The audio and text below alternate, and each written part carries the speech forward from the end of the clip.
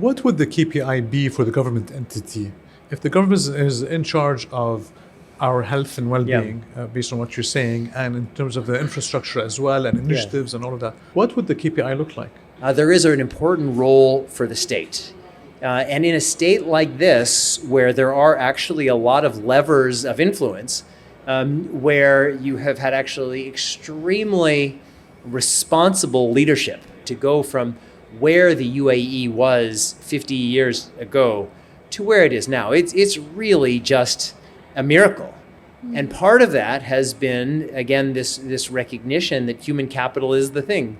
And so if human capital is the real wealth of the United Arab Emirates, then the question becomes, well, how do we invest in that human capital?